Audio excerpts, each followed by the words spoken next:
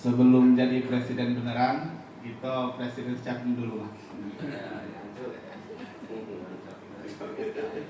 Yang saya hormati para penulis yang telah hadir di tengah-tengah kita. Pertama ada Bapak Dr. Muhammad Husni Tamrin. Beliau adalah akademisi FISIP Universitas Sriwijaya. Yang kedua Kakanda Dr. Tareh Rashid. Beliau adalah Rektor Universitas IBA Palembang.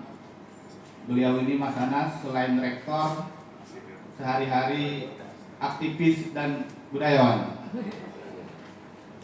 Yang ketiga hadir di tengah-tengah kita doktor yang masih muda, baru menyelesaikan studinya, Dr. Firdaus Komar.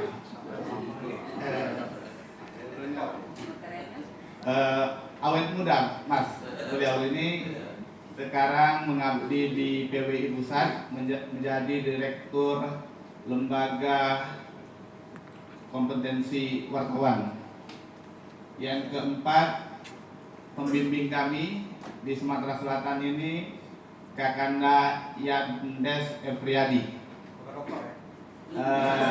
sarjana hukum ini. Sarjana hukum, beliau sehari-hari seorang profesional di bidang kenotariatan. Terima kasih Kakanda telah membimbing kami.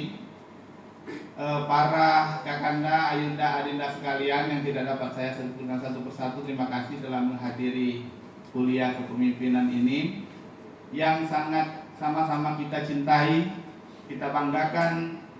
Kakanda Dr. Haji Anas Urbaningrum. Mari sama-sama kita doakan agar beliau senantiasa diberikan kesehatan, umur yang panjang, serta konsisten dalam membangun sumber daya manusia di Indonesia ini.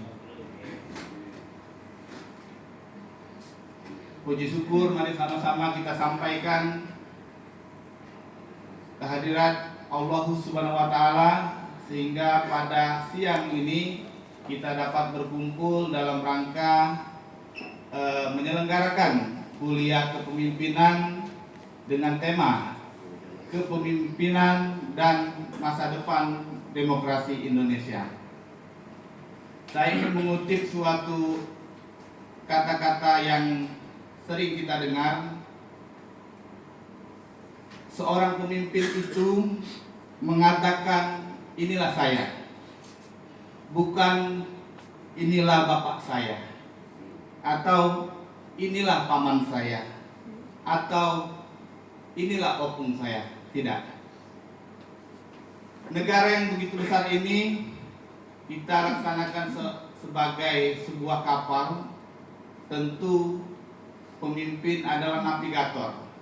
Tentu nahkoda bangsa ini harus mempunyai jiwa kepemimpinan yang mendasar. Hari-hari ini kepemimpinan di negara kita, negara Republik Indonesia ini terjadi turbulensi, terjadi semacam krisis yang menurut hemat kami paling tidak ada dua hal yang membuat kita krisis kepemimpinan secara fundamental. Yang pertama yaitu kehilangan keteladanan. Yang kedua, kehilangan rasa malu.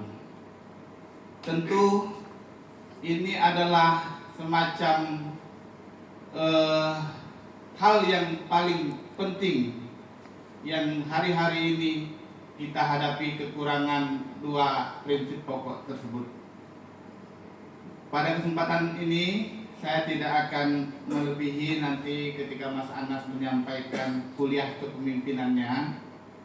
Dan saya berharap ini sebagai pemantik saja, beliau akan memberikan gambaran terkait kondisi kepemimpinan yang ada di Republik ini. Begitupun juga pandangan beliau terkait tentang masa depan demokrasi kita. Mudah-mudahan kegiatan yang sederhana ini menjadi amal soleh bagi kita semua, dan mudah-mudahan kegiatan ini menjadi ruang untuk kita bersilaturahim, dapat memperpanjang umur dan memperbanyak rezeki. Nah, itu yang penting, dua hal itu. Billahi taufiq wal hidayah. Wassalamualaikum warahmatullahi wabarakatuh.